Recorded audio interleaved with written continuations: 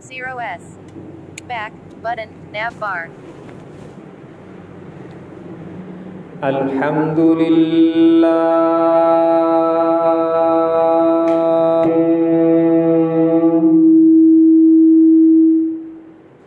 الحمد لله الذي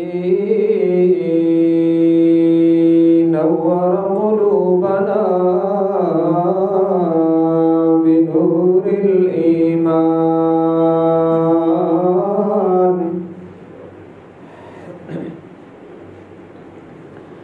وزين أخلاقنا بنور السنة والقرآن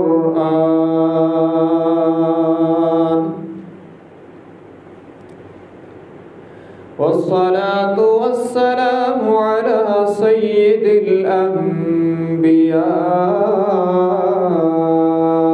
محمد الذي أنزل عليه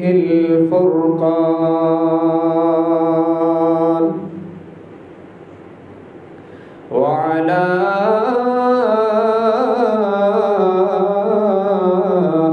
آله وأصحابه الذين آمنوا بالبيان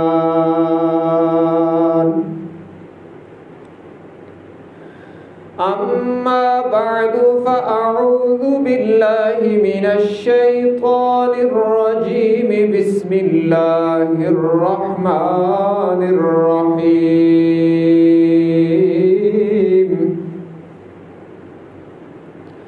لقد جاءكم رسول من أنفسكم عزيز عليه ما عنتم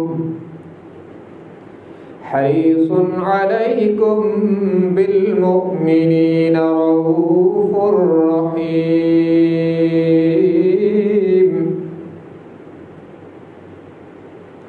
وقال النبي صلى الله تبارك وتعالى عليه وسلم فضلت على الأنبياء بست أعطيت بجوامع الكلم ونصرت بالرعب وجعلت لي الأرض مسجدا وطهورا وحلت لي الغنائم وبعثت إلى الخلق كافة وختم بي النبيون أو كما قال النبي صلى الله تبارك وتعالى عليه وسلم صدق الله وصدق رسوله النبي الأمي الهاشمي الأمين الكريم ونحن على ذلك لمن الشاهدين والشاكرين والحمد لله رب العالمين إن الله وملائكته يصلون على النبي يا أيها الذين آمنوا صلوا عليه وسلموا تسلیما.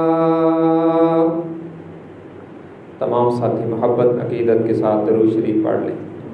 اللهم صل على محمد وعلى آل محمد كما صليت على إبراهيم وعلى آل إبراهيم إنك حميد مجيد.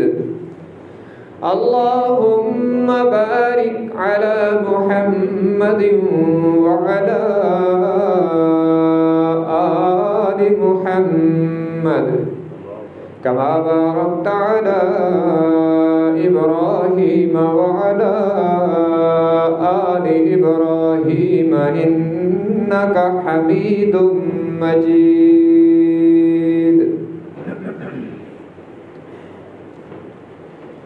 واجب الاحترام بزرگان محترم، عزیز ساتھیوں،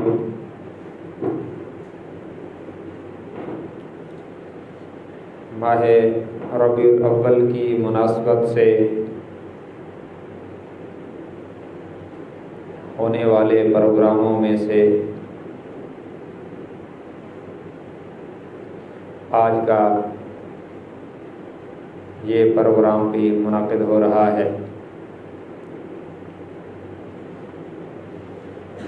حضور اکرم صلی اللہ علیہ وسلم کی سیرت طیبہ کے عنوان سے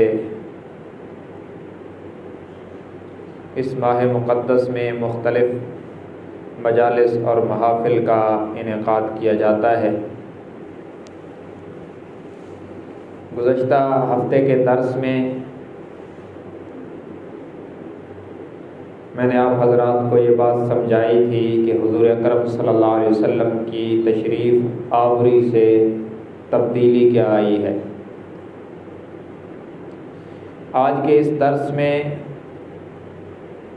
میں کوشش کروں گا کہ دو باتیں عرض کروں۔ نمبر 1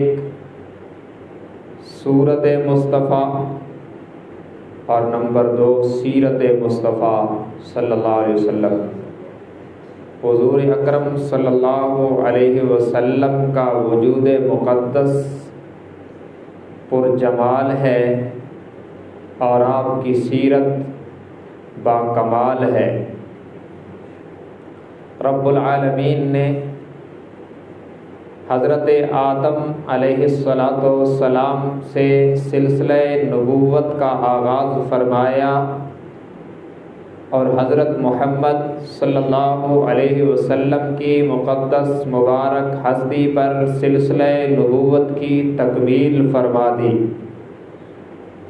1,24,000 یا کم و بیش انبیاء کرام علیہم الصلوات و تسلیمات کو رب العالمین نے اس زمین پر بھیجا ہے۔ ہمارا یہ عقیدہ ہے کہ رب العالمین نے تمام انبیاء کرام میں سے ہر نبی کو خوبصورت بنایا، خوبصیرت بنایا۔ اللہ تبارک و تعالی نے ہر نبی کو منزہ مبرہ بنایا، باکمال بنایا، صاحب جمال بنایا۔ لیکن یہ بات ذہن میں رکھیں، ہر نبی اپنی امت میں سب سے خوبصورت ہوتا تھا۔ اللہ نے جس نبی کو جس امت میں بھیجا، اس امت میں ان سے زیادہ حسین بھی کوئی نہ تھا، ان سے زیادہ جمیل بھی کوئی نہ تھا، ان سے زیادہ کمال والا بھی کوئی نہ تھا۔ ہر نبی اپنی اپنی امت میں سب سے زیادہ حسین، سب سے زیادہ جمیل، سب سے زیادہ باکمال، سب سے زیادہ با اخلاق، سب سے زیادہ فضیلت والا۔ ہر نبی اپنی اپنی امتوں میں سب سے خوبصورت۔ سوال یہ ہے کہ ہمارے نبی صلی اللہ علیہ وسلم کیا اپنی امت میں سب سے خوبصورت؟ تو پھر یہ سوال پیدا ہوگا کہ آپ کی امت ہے کون، کتنی حد ہے؟ کیونکہ سابقہ نبیوں کی امتوں کی، آپ کے زمانے کی، آپ کے مکان کی، علاقے کی ایک حد تھی۔ نوح علیہ السلام تشریف لائے تو علاقہ اور زمانہ محدود تھا۔ ابراہیم علیہ السلام تشریف لائے تو علاقہ اور زمانہ محدود تھا۔ حضرت موسیٰ علیہ السلام، عیسیٰ علیہ السلام، دیگر انبیاء کرام جتنے بھی تشریف لائے ہیں، سب کے علاقے بھی محدود، زمانے بھی محدود، سب کے علاقوں کی بھی حد، زمانوں کی بھی حد، لیکن اکیلے آمنہ کے لال ہیں جن کا نبوت کا علاقہ بھی غیر محدود ہے، زمانہ بھی غیر محدود ہے۔ سابقہ انبیاء اپنی اپنی امتوں میں خوبصورت ہیں، لیکن میرے نبی کی امت کتنی ہے؟ میں نے خطبے میں ایک روایت تلاوت کی ہے مسلم شریف کی۔ جناب نبی مکرم صلی اللہ علیہ وسلم نے فرمایا فضلت علی الانبیاء بست، مجھے اللہ تبارک و تعالی نے سابقہ نبیوں پر 6 چیزوں کی وجہ سے فضیلت عطا فرمائی ہے۔ وہ 6 چیزیں ایسی عطا فرمائی ہیں جو حضرت آدم سے عیسیٰ تک سابقہ انبیاء کرام علیہم الصلوات والتسلیمات میں سے کسی ایک کو بھی عطا نہیں فرمائی۔ نمبر 1 پہ فرمایا اعطیت بجوامع الکلم، اللہ نے مجھے جامع کلمات عطا فرمائے، یعنی ایسے کلمات عطا فرمائے جن میں الفاظ کم اور معانی زیادہ ہیں۔ نمبر 2 فرمایا وَنُصِرْتُ بِالرُّعْبِ، اللہ نے رعب کے ذریعے سے میری مدد کی، یعنی میرے چہرے میں میری ذات میں اتنا رعب رکھا ہے کہ دشمن میرے رعب سے ہی گھبرا جاتا ہے۔ تیسرے نمبر پہ فرمایا جعلت لی الارض مسجدا وطہورا، اللہ نے میرے لیے زمین کے ہر حصے کو نماز کا ذریعہ بھی بنایا، پاکی حاصل کرنے کا ذریعہ بھی بنایا۔ پہلی امتوں میں عبادت گاہ اور عبادت کی جگہ محدود تھی، اور پہلی امتوں میں تیمم بھی نہیں تھا۔ حضور کے صدقے اس امت کو یہ اعزاز ملا ہے کہ زمین پر ظاہری نجاست نہ ہو تو نماز بھی ہر جگہ ہو جاتی ہے، اور اگر پانی میسر نہ ہو تیمم کی شرطیں پائی جاتی ہوں تو آپ جس مٹی پہ ہاتھ مار کے تیمم کریں گے اللہ آپ کے وجود کو بھی پاک کر دے گا۔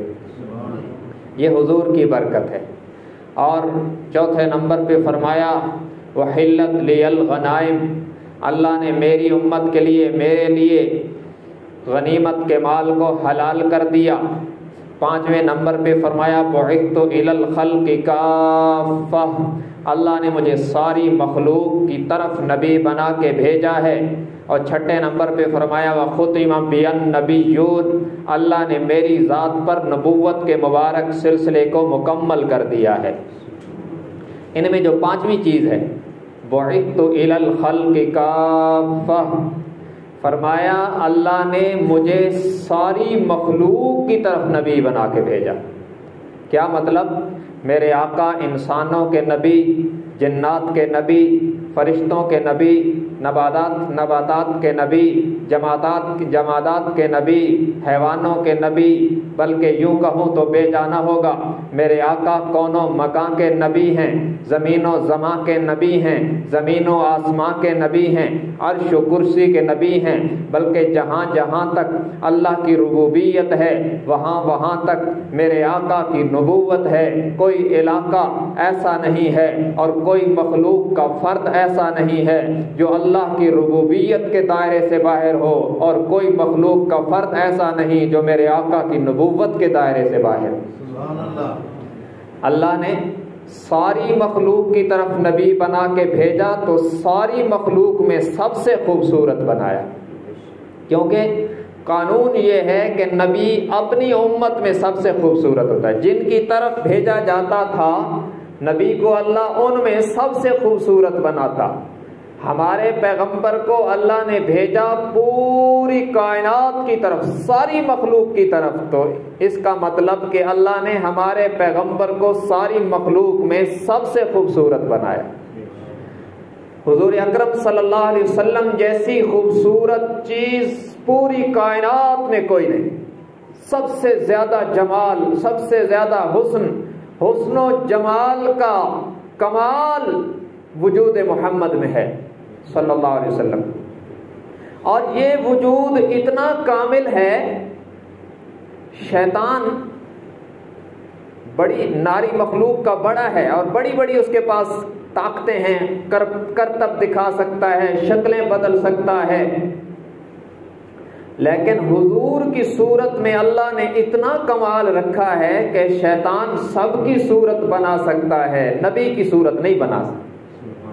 اور یہ بخاری شریف میں ہے، قال النبی صلی اللہ علیہ وسلم من رآنی فی المنام فقد رآنی فإن الشیطان لا يتمثل فی صورتی۔ آپ صلی اللہ علیہ وسلم نے فرمایا من رآنی فی المنام، جس نے خواب میں مجھے دیکھا، جس کو خواب میں میرا دیدار ہو گیا، جس کو خواب میں میری زیارت ہو گئی، اللہ ہم سب کو نصیب فرمائے۔ فرمایا من رآنی فی المنام فقد رآنی، جس نے خواب میں مجھے دیکھا فقد رآنی، وہ یقین کر لے کہ اس نے مجھے ہی دیکھا ہے۔ فإن الشیطان لا يتمثل فی صورتی، اس لیے کہ اللہ نے میری صورت میں اتنا کمال رکھا ہے، شیطان سب کی صورت بنا کے آ جائے گا لیکن قیامت کی صبح تک کبھی میری صورت نہیں بنا پائے گا۔ یہ ایسے خوبصورت، اور ایک اور معنی محدثین نے اس روایت کا کیا، وہ بھی سن لو۔ اللہ ہمیں زیارت رسول نصیب فرمائے صلی اللہ علیہ وسلم۔ اور حضور کی زیارت ہوتی ہے اتباع سنت کی برکت سے اور درود شریف کی کثرت کی برکت سے۔ جتنا زیادہ سنت پہ عمل ہوگا اور جتنا زیادہ زبان پہ درود ہوگا، اتنے جلدی خواب میں حضور کا دیدار ہوگا۔ اور پھر کیا ہوگا؟ فرمایا من رآنی فی المنام فقد رآنی۔ دوسرا معنی فرمایا جس شخص نے مجھے دیکھا ہے خواب کے اندر، فقد رآنی، وہ مطمئن ہو جائے کہ جیسے دنیا میں حالت نوم میں، حالت خواب میں اللہ نے اسے میرا دیدار کروایا، اسے حوض کوثر پہ بھی میرا دیدار نصیب ہو جائے گا۔ اللہ ہمیں نصیب فرمائے۔ تو سنت پر عمل اور درود شریف کی کثرت سے حضور کا دیدار نصیب ہوتا ہے۔ تو بہرحال میں عرض یہ کر رہا ہوں کہ یہ صورت اتنی باکمال ہے کہ ابلیس کو بھی یہ طاقت نہیں کہ اس صورت میں آ جائے۔ اور سابقہ نبیوں کی فہرست میں، سابقین انبیاء سابقین کی فہرست میں جمال یوسف ضرب المثل ہے۔ حضرت یوسف کا جمال جیسے حضرت داؤد کی آواز ضرب المثل ہے، حضرت ابراہیم کی قربانی ضرب المثل ہے، حضرت موسیٰ کا جلال ضرب المثل ہے، اسی طرح جناب یوسف کا حسن و جمال ضرب المثل ہے۔ جیسے اپنے دور میں حضرت یعقوب کے صبر کا کوئی ثانی نہیں، جیسے اپنے دور میں جناب اسماعیل و ابراہیم کی قربانیوں کی کوئی مثال نہیں، جیسے اپنے دور میں جناب داؤد کی آواز کی کوئی مثال نہیں، اسی طرح اپنے دور میں جناب یوسف کے حسن و جمال کی کوئی مثال نہیں۔ ضرب المثل بن گیا جمال یوسف۔ اور ہمارا عقیدہ ہے کہ سابقہ انبیاء کرام کی فہرست میں اللہ نے سب سے زیادہ حسن حضرت یوسف علیہ السلام کو عطا فرمایا۔ اور وہ کیا ہوا؟ مصر کی عورتوں نے دیکھا جمال یوسف کی ایک جھلک کو تو فروٹ کے بجائے انگلیاں کاٹ ڈالی۔ قرآن اس کو بیان کرتا ہے۔ فرمایا فَلَمَّا رَأَيْنَهُ أَكْبَرْنَهُ وَقَطَّعْنَ أَيْدِيَهُنَّ وَقُلْنَ حَاشَ لِلَّهِ مَا هَذَا بَشَرًا إِنْ هَذَا إِلَّا مَلَكٌ كَرِيمٌ۔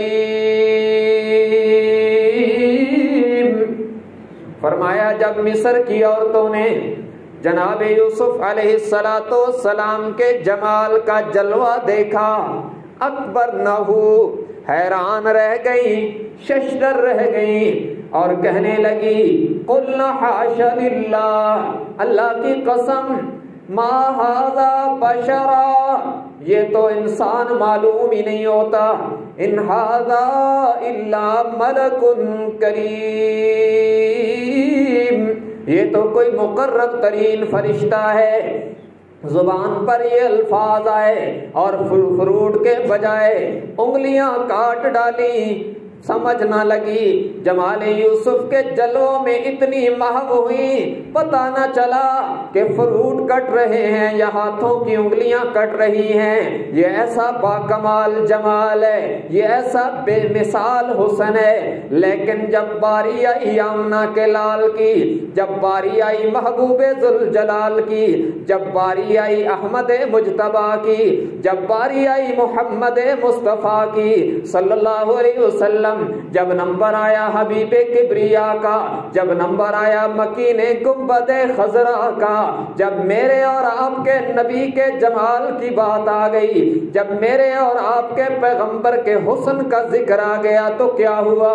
سیدہ عائشہ صدیقہ رضی اللہ تعالی عنہا، سب کہہ دیں رضی اللہ تعالی عنہا، سارے مومنوں کی ماں، محبوب خدا، حبیب محبوب خدا، بنت صدیق، میرے نبی کی زوجہ محترمہ سیدہ عائشہ صدیقہ رضی اللہ تعالی عنہا نے جب قرآن مقدس میں جمال یوسف کی اس جھلک کو پڑھا کہ جناب یوسف کے جمال کو دیکھنے والیوں نے انگلیاں کاٹ ڈالی، تو فوراً کہا لوامی زلیخا لو رأینا جبین محمد، لوامی زلیخا لو رأینا جبین محمد لأعثرن بالقطع قلوبہن علی الید۔ کہنے لگی زلیخا کو ملامت کرنے والی عورتیں جنہوں نے جمال یوسف کو دیکھ کے انگلیاں کاٹ ڈالی، اگر میرے آقا کی چمکتی پیشانی کو دیکھتی تو دلوں پہ چھریاں چلا دیتی۔ یہ حسن ہے۔ اور پھر زمانے نے دیکھا، تاریخ نے دیکھا، چشم فلک نے بھی شاید حیرت کی نگاہوں سے دیکھا ہوگا۔ جمال یوسف کو دیکھنے والیاں ناقص العقل تھی، صنف نازک تھی، کمزور جنس تھی، عورتیں تھیں، اور جمال مصطفیٰ کو دیکھنے والے کامل العقل تھے، عرب کے فرزانے تھے، مرد تھے۔ لیکن عجیب بات ہے، جنہوں نے جمال یوسف کو دیکھا انگلیاں تو کاٹ ڈالی پر ایمان نہیں لائی، جنہوں نے میرے آقا کو دیکھا پہلے ایمان لائے، پھر بدر و احد میں گردنیں کٹوا ڈالی۔ یہ ایسا جمال ہے، باکمال جمال ہے، اس کی مثال نہیں ہے۔ اور یہ جمال اور یہ حسن کائنات کی ہر چیز سے زیادہ ہے۔ میرے آقا تاروں سے زیادہ حسین، بہاروں سے زیادہ حسین، چاند سے زیادہ حسین، سورج سے بھی زیادہ حسین۔ اور انسان سوچتا ہے کہ سورج سے زیادہ حسین، سورج کی وجہ سے تو ساری کائنات کو روشنیاں ملتی ہیں۔ حضرت عائشہ رضی اللہ عنہا نے اس بات کا بھی جواب دیا۔ بڑی ذہین خاتون تھی، اور پھر تربیت مصطفیٰ، پہلے تربیت ابو بکر اور پھر تربیت مصطفیٰ، تو ان صلاحیتوں پر اور ہی رنگ لگا ہے۔ وہ اس سوال کا جواب بھی دیتی ہیں کہ سورج ساری کائنات میں روشنیاں بانٹتا ہے تو بڑا خوبصورت ہوگا۔ فرماتی ہیں میرے آقا اس سے بھی خوبصورت۔ کہا لنا شمس وللآفاق شمسون فشمسی خیر من شمس السماء فشمس الناس تطلع بعد فجر فشمسی تطلع بعد العشاء۔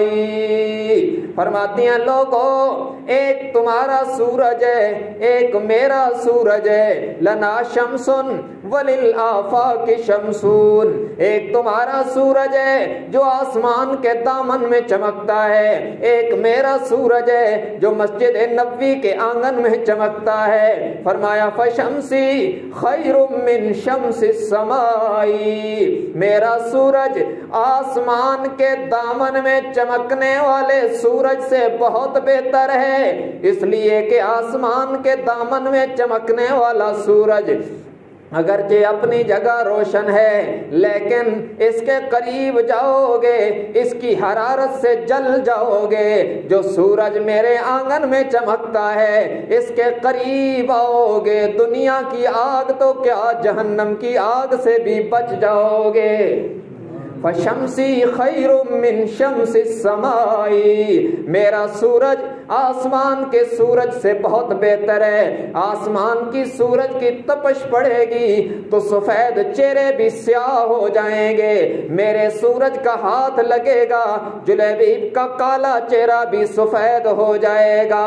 فشمسی خیر من شمس السماء، آسمان کے سورج کے قریب جاؤ گے تڑپ جاؤ گے، میرے سورج کے قریب آؤ گے تڑپتے ہوئے سکون میں آ جاؤ گے۔ آسمان کے سورج میں بھی حرارت رکھی ہے، اس میں بھی اللہ نے خوبصورتی رکھی ہے، یہاں بھی اللہ نے جمال رکھا ہے، لیکن اس سورج کے اندر جو حلالت جو حرارت ہے اور جو گرمی ہے، اس کے قریب جاؤ گے گرمی محسوس ہوگی، اس کے قریب آؤ گے ٹھنڈک محسوس ہوگی، اس کے قریب جاؤ گے اس کی طرف دیکھو گے آنکھیں چدھیاں جائیں گی، اس کی طرف دیکھو گے کھلی آنکھیں بند ہو جائیں گی، اس کے قریب آؤ گے تو بند آنکھیں کھل جائیں گی، اس کی طرف دیکھو گے تو یوں ہو جائے گا کہ بینا بھی نابینا تصور کیا جائے گا۔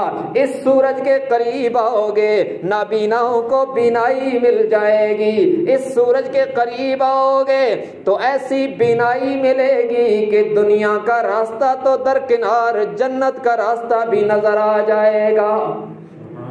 فشمسی خیر من شمس السماء، فرمایا میرا سورج بہت بہتر ہے، تمہارا سورج طلوع ہوتا ہے غروب ہو جاتا ہے، کبھی بادلوں میں چھپ جاتا ہے، کبھی اس کو گرہن لگ جاتا ہے، اور غروب تو ہو ہی جاتا ہے نا، رات کی تاریکیاں چھا جاتی ہیں۔ فرمایا تمہارا سورج غروب ہو جاتا ہے، قیامت کی صبح تک نبوت کے آفتاب پہ کبھی غروب نہیں آئے گا۔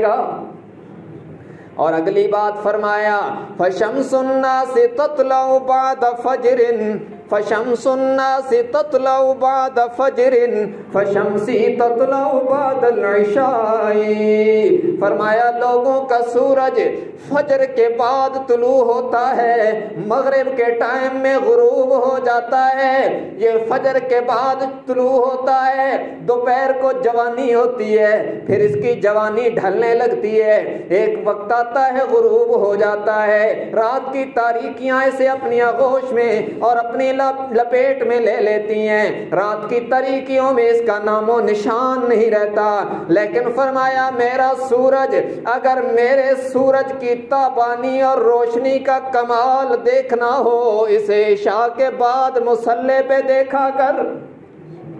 فشمس الناس تطلع بعد فجر فشمسی تطلع بعد العشاء، فرماتے ہیں میرے سورج پہ میرے سورج کی کرنوں پہ کمال آتا ہے عشاء کی نماز کے بعد، جب وہ قیام میں رب کے سامنے کھڑے ہوتے ہیں، سبحانک اللہم وبحمدک وتبارک اسمک وتعالی جدک ولا الہ غیرک، جب ان کی زبان پہ اللہ کی حمد و ثنا کے ترانے ہوتے ہیں، جب رکوع کے اندر ان کی زبان پہ اللہ کی تسبیح ہوتی ہے، جب وہ قیام و قعود میں ہوتے ہیں، جب وہ رکوع و سجود میں ہوتے ہیں، اور جب وہ رب کے سامنے گڑ گڑاتے ہیں، آنسو بہاتے ہیں، امت کی بخشش کے لیے اللہ کے سامنے روتے ہیں، وہ کمال ہوتا ہے جمال کا۔ اور ایک موقع وہ بھی آیا جب سیدہ نے عرض کی آقا آپ اتنی مشقتیں کیوں اٹھاتے ہو؟ اللہ نے تو آپ کو معصوم بنایا ہے، گناہ کے قریب بھی نہیں آ سکتے ہیں۔ آپ نے فرمایا افلا اکون عبدا شکورا، عائشہ میں اس رب کا شکر گزار بندہ کیوں نہ بنوں جس نے عبداللہ کے یتیم کو نبیوں کا امام بنا دیا ہے۔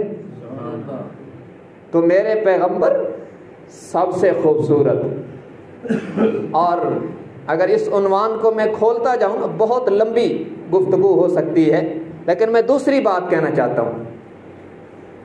دنیا کا قانون یہ ہے کہ جو خوبصورت ہوتا ہے نا اس میں ناز بھی بڑا ہوتا ہے، کہتے ہیں جب جمال آتا ہے نزاکت آ ہی جاتی ہے، جتنا زیادہ خوبصورت اتنا زیادہ نخرے والا۔ لیکن یہاں بات یہ ہے کہ میرے نبی ساری کائنات سے خوبصورت اور ساری کائنات سے زیادہ شفقت اور رحمت والے ہیں۔ خود رب فرماتے ہیں عزیز علیہ ما عنتم، ہیں تو ساری کائنات سے اعلیٰ، ساری کائنات سے افضل، ساری کائنات سے احسن، ساری کائنات سے اجمل، ساری کائنات میں رب کے بعد مخلوق میں سب سے افضل ہیں، لیکن رحم دل اتنے ہیں، پریشانی تمہیں ہوتی ہے، تکلیف ان کے دل میں ہوتی ہے۔ یہ سیرت مصطفیٰ ہے، عزیز علیہ ما عنتم، یہ ہے سیرت۔ دیکھیں انسانی اعضاء کی بناوٹ کو صورت کہتے ہیں اور ان سے نکلنے والے اعمال کو سیرت کہتے ہیں۔ میرے آقا کی سیرت کا اگر خلاصہ کوئی دو لفظوں میں نکالے تو وہ یہی ہوگا کہ اللہ نے وجود محمد کو سراپا ہمدردی بنایا۔ عزیز علیہ ما عنتم، تمہارا مشقت میں پڑنا ان پر مشکل گزرتا ہے، گناہ تم کرتے ہو، پریشان یہ ہوتے ہیں کہ میرے امتی کو کہیں جہنم میں نہ جانا پڑ جائے۔ یہ عجیب سیرت ہے، اتنی نرم مزاجی، اتنا بڑا درجہ اور اتنی نرم مزاجی، اور پھر دنیا میں جس کو عہدہ مل جاتا ہے وہ چھوٹوں کو بھول ہی جاتا ہے۔ کہتے ہیں جی جب عہدہ نہیں تھا تو ہماری بڑی ضرورتیں تھیں، ہمیں بڑے ویلکم کیے جاتے تھے اور ہمارے آنے پر وہ کھڑے ہو جاتے تھے، اور آج عہدہ جو ملا تو فون ہی بند ہوتا ہے، فون ہی نہیں اٹھاتے جی، ظاہر ہے بڑے بن گئے نا۔ یہ دنیا والوں کا حال ہے، ذرا آمنہ کے لال کو دیکھیے نا، عہدہ ملا ختم نبوت کا اور منصب ملا اتنی بلندی پر کہ رب نے کہا میرے پیغمبر اٹھ عرش پہ آ اور یہاں مجھ سے باتیں کر۔ کائنات میں سب سے زیادہ بلند مکان عرش ہے اور میرے پیغمبر عرش پہ ہیں اور اللہ سے ہم کلام ہو رہے ہیں، کتنی بلندی پر ہیں۔ رب نے باتوں باتوں میں جب محب اور محبوب میں باتیں ہونے لگی تو حضور علیہ السلام نے فرمایا التحیات للہ والصلوات والطیبات۔ بارگاہ الہی میں حضور نے 3 تحفے پیش کیے کہ یا اللہ میری بدنی، زبانی اور مالی ساری عبادتیں آپ کے لیے ہیں، میں بس یہی لایا ہوں آپ کے در پہ۔ اللہ نے 3 کے جواب میں 3 تحفے دیے، وہ کیا؟ السلام علیک ایھا النبی ورحمۃ اللہ وبرکاتہ، میرے پیغمبر ہمارے دربار سے بھی آپ کو گفٹ دیا جاتا ہے، کائنات کی ساری سلامتیاں آپ کے لیے، ساری رحمتیں بھی آپ کے لیے اور ساری برکتیں بھی آپ کے لیے۔ یہ 3 تحفے جب رب نے عطا فرمائے نا، اب دیکھیں کتنا بلند مقام ہے عرش، اور کس سے بات ہو رہی ہے؟ اللہ سے، اور رب 3 تحفے عطا فرما رہا ہے۔ اس وقت بھی میرے آقا مجھے اور آپ کو نہیں بھولے۔ جب اللہ نے کہا نا آپ پہ سلامتی ہو، آپ پہ رحمت، آپ کے اوپر برکتیں، تو فوراً حضور کی زبان پہ جملہ آیا السلام علینا وعلی عباد اللہ الصالحین۔ الہ العالمین، صرف مجھ پہ سلامتی اور رحمتیں اور برکتیں کافی نہیں، میری امت کے ہر قسم کے نیک و بد لوگوں پر بھی اپنی رحمت سے سلامتیوں کا نزول فرما۔ اس بلند مقام پہ جا کر بھی ہمیں نہیں بھولے ہیں۔ عزیز علیہ ما عنتم، امت کی ہمدردی اللہ نے سب سے زیادہ، پوری کائنات میں سب سے زیادہ اپنے پیغمبر کے دل میں ڈالی تھی۔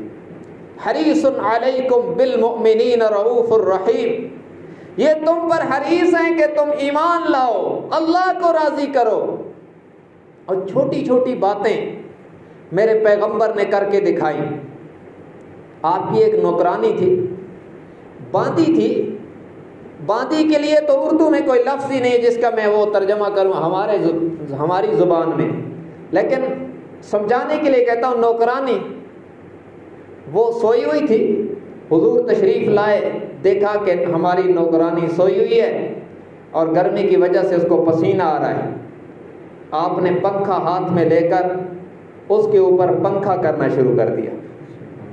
حضرت عائشہ رضی اللہ تعالیٰ نے دیکھا تو عرض کی حضور آپ یہ تکلیف کیوں فرما رہے ہیں، مجھے حکم فرماتے۔ فرمایا عائشہ میرے رب نے مجھے حکم دیا هل جزاء الاحسان الا الاحسان، احسان کا بدلہ احسان سے دیا جاتا ہے۔ جب میں سوتا ہوں یہ پنکھا ہلاتی ہے، آج یہ سوئی ہوئی ہے تو میں پنکھا ہلا کر اس کے احسان کا بدلہ دے رہا ہوں۔ اتنا جامع انسان کوئی پیدا ہی نہیں ہوا جو اس قدر بلند اخلاق رکھتا ہو کہ نوکرانی سوئی ہوئی ہے اور کائنات کا نبیوں کا امام ہاتھ میں پنکھا لے کر اس کو ہوا دے رہا۔ اور چھوٹے چھوٹے جو کام تھے نا، اب دیکھیں نا، نبیوں کا کام کوئی جوتے گانٹنا ہے، یہ تو موچی کا کام ہے نا۔ حضور نے اپنے ہاتھ سے جوتا بھی گانٹ کے دکھایا تاکہ میرے امت میں کوئی جوتے گانٹنے والا موچی ہو، اس کو کوئی تانا دے کر یہ نہ کہے کہ تو کمی ہے، اس کو بھی یہ پتہ ہونا چاہیے کہ یہ کام میرے نبی اپنے ہاتھوں سے کر کے گئے ہیں۔ میرے آقا نے سوئی لے کر کپڑا بھی سیا۔ یہ کپڑے سینا کوئی نبیوں کا کام ہے، یہ تو درزیوں کا کام ہے، مگر میرے آقا نے اپنے ہاتھ سے کر کے اس لیے دکھایا کہ کل کپڑے سینے والے کو کوئی تانا نہ دے کہ تو ہمارا نوکر ہے، ہمارے کپڑے سیتا ہے۔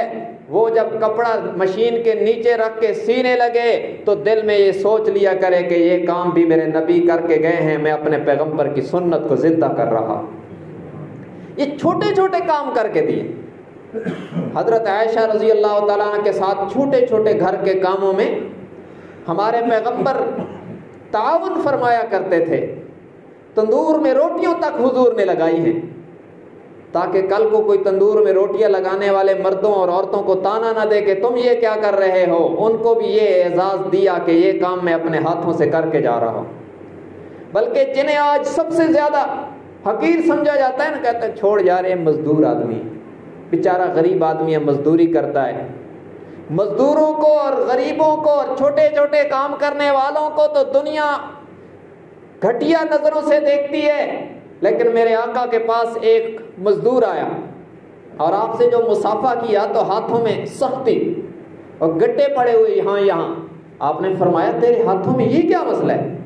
اس نے عرض کی یا رسول اللہ صلی اللہ علیہ وسلم، پتھر کوٹنے کا کام کرتا ہوں، ہاتھوں میں ہتھوڑا پکڑ کے پتھروں پہ مارتا ہوں، تو ہتھوڑا پکڑنے کی وجہ سے ہاتھوں میں سختی آ گئی ہے۔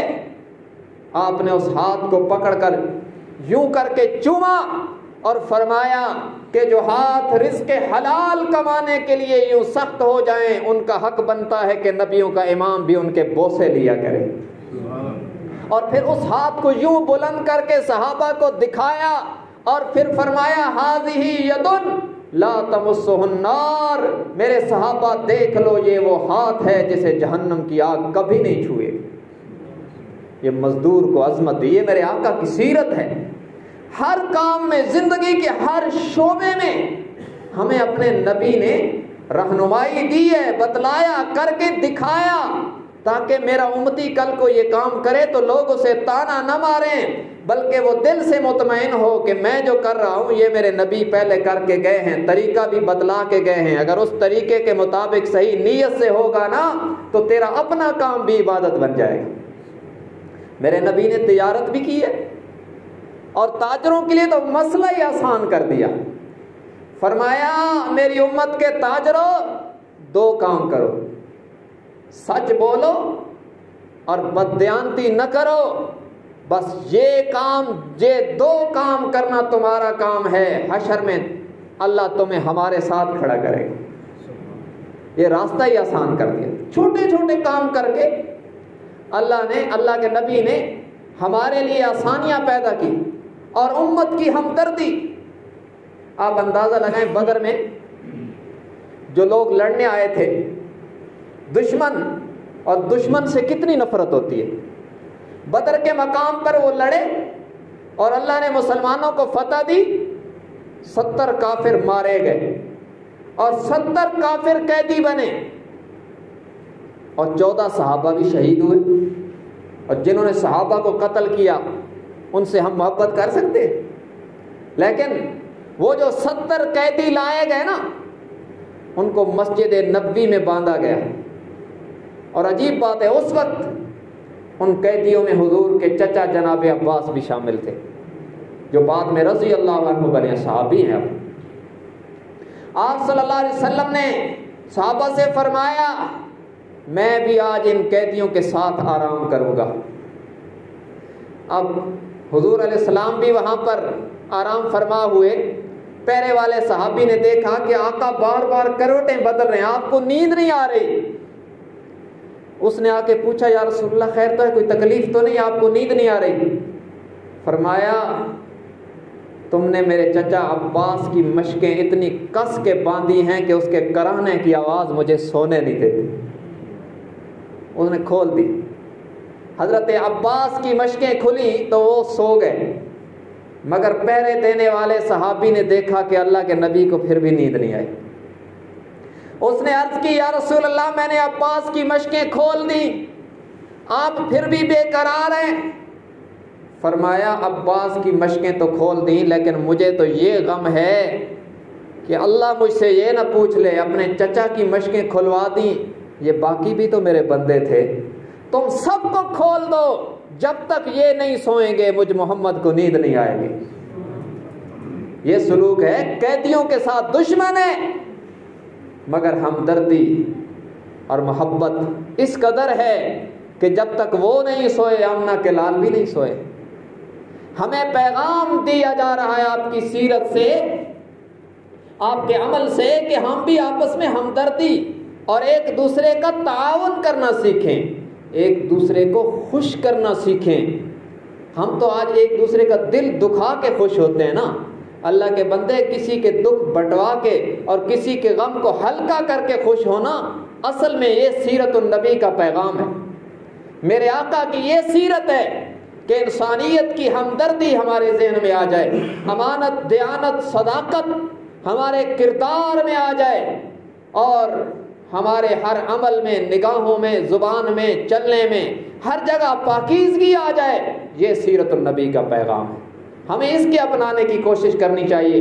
ان پروگراموں میں ہم کوشش کرتے ہیں کہ آپ حضرات کو یہ میسج دیں تاکہ آپ کو بھی فائدہ ہو, ہمیں بھی فائدہ ہو. اور انشاءاللہ جیسے مولانا نے اعلان فرما دیا ہے کہ تمام پروگراموں میں سے جو مرکزی پروگرام ہے نا وہ انشاءاللہ 2 تاریخ مغرب کے بعد ہمارے ہاں ڈھوک ماڑی والا میں مسجد میں ہوگا, جس میں عظیم خطیب مولانا عثمان علی فاروقی صاحب جو ضلع میاں والی میں بے مثال خطیب ہے وہ بھی تشریف لائیں گے, اور حضرت مولانا عبد الغفار صاحب جو پیر عزیز الرحمان صاحب ہزاروی رحمہ اللہ کے خلیفہ مجاز ہیں وہ بھی تشریف لائیں گے, اور انشاءاللہ ذکر سے آپ کے ہمارے دلوں کی صفائی بھی کروائیں گے. ہم نے یہ طریقہ شروع کیا نا تو لوگ بڑے بڑے تبصرے کرتے ہیں کہ نیا کام شروع کر دیا ہے. میں کہا نیا نہیں, البتہ یہ ہے کہ تم نے پہلے نہیں دیکھا. ذکر تو اللہ کا حکم ہے اور ہمارے اسلاف باقاعدہ ذکر کی مجالس لگایا کرتے تھے. آج بھی خانقاہوں میں ذکر کی مجلسیں لگتی ہیں, لیکن انہوں نے نہ دیکھی تو الگ بات ہے. ہمیں تو فائدہ ہوا ہے الحمدللہ, دل صاف ہوئے ہیں اور اعمال میں پہلے سے بہتری آئی ہے. تو انشاءاللہ حضرت وہاں پر ذکر بھی فرمائیں گے, دلوں کی صفائی کے لیے بھی وہ حسین موقع ہے. تو ان پروگراموں میں ہم آپ کو یہ میسج و دعوت بھی دیتے ہیں کہ وہاں خود بھی آنا ہے اور انشاءاللہ اور لوگوں کو بھی لانا ہے.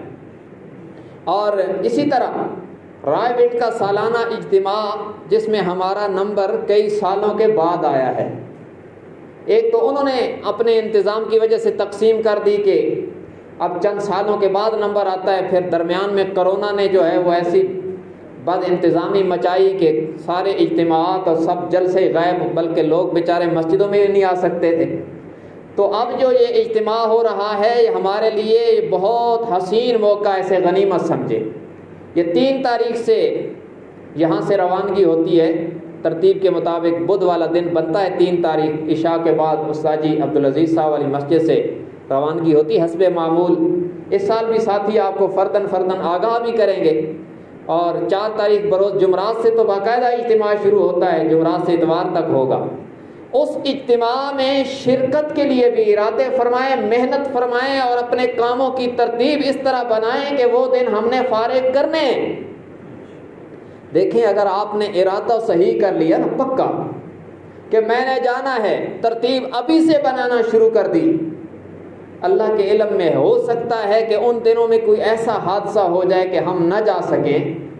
اگر ایسا ہو گیا، اللہ کو تو پتہ ہے کہ اس نے ارادہ ٹھیک کیا ہے، اگر ان دنوں میں کوئی اچانک ایسا حادثہ ہو گیا کہ یہ نہیں جا سکا تو اللہ اس کو جانے کا ثواب ضرور عطا فرمائے گا، اور اگر اللہ نے توفیق دی تو جائیں، بڑی فضیلت کی بات ہے۔ اور صرف وہاں جا کر جماعت کی نماز پڑھ لینا بھی کسی غنیمت سے کم نہیں ہے اور بخشش کا ذریعہ بنتا ہے۔ اس لیے اجتماع میں جانے کا بھی خوب ارادہ فرمائیں، اور اوروں کو دعوت بھی دیں کہ انشاءاللہ ہم نے اجتماع میں جانا ہے اور وہاں جا کر توبہ اور استغفار کرنا ہے، اللہ والوں کے بیانات سننے ہیں تاکہ اللہ راضی ہو اور ہماری دنیا اور آخرت بدلے۔ وآخر دعوانا الحمدللہ رب العالمین۔ الحمدللہ رب العالمین الرحمن الرحیم مالک یوم الدین۔ اللہم صلی علی محمد النبی الامی وعلی آلہ وسلم تسلیما۔ اے اللہ جو کچھ خاص سنا ہم سب کو اس پہ عمل کی توفیق عطا فرما۔ الہ العالمین ہم سب کے صغیرہ کبیرہ گناہوں کو معاف فرما۔ یا اللہ رحمت کی بارشوں کا نزول فرما۔ اے الہ العالمین اس قسم کے پروگراموں میں جتنے لوگ تعاون کرتے ہیں، حوصلہ افزائی کرتے ہیں، دعائیں کرتے ہیں، سننے آتے ہیں، یا اللہ سب کو جزائے خیر عطا فرما۔ اے الہ العالمین تمام بیماروں کو شفائے کاملہ عاجلہ نصیب فرما۔ ہمارے چچا بیمار ہیں، یا اللہ ان کو بھی شفائے کاملہ عاجلہ نصیب فرما، عافیت والا معاملہ فرما، ایمان پہ خاتمہ نصیب فرما۔ اے الہ العالمین جہاں کہیں مسلمان مظلوم ہیں انہیں ظلم سے نجات نصیب فرما، طالبان کو پہلے سے زیادہ غلبہ عطا فرما، پوری دنیا کفر کو مغلوب فرما، اسلام کا بول بالا فرما، اسلام کو غلبہ عطا فرما۔ اے الہ العالمین جنہوں نے ہمیں دعاؤں کا حکم فرمایا، جن کے حقوق وابستہ ہیں، جو امید رکھتے ہیں، اللہ سب کو جزائے خیر عطا فرما، سب کی بگڑی بنا دے، سب کی مشکلات کو آسان فرما۔ اے اللہ ہم سب کو دنیا اور آخرت کی جتنی خیریں ہمارے لیے مناسب ہیں سب عطا فرما۔ جن شرور و فتن سے ہمیں پناہ کی ضرورت ہے اپنے فضل و کرم کے ساتھ ہمیں پناہ نصیب فرما۔ اللہم صلی علی محمد النبی الامی وعلی آلہ وسلم تسلیما۔ ربنا تقبل منا انک انت السمیع العلیم وتب علینا انک انت التواب الرحیم۔ اللہم اجعل آخر کلامنا لا الہ الا اللہ محمد رسول اللہ صلی اللہ تعالی علی النبی الکریم وعلی آلہ واصحابہ اجمعین برحمتک یا ارحم۔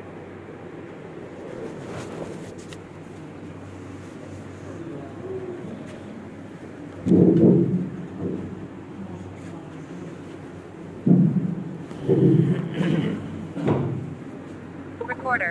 Pause recording.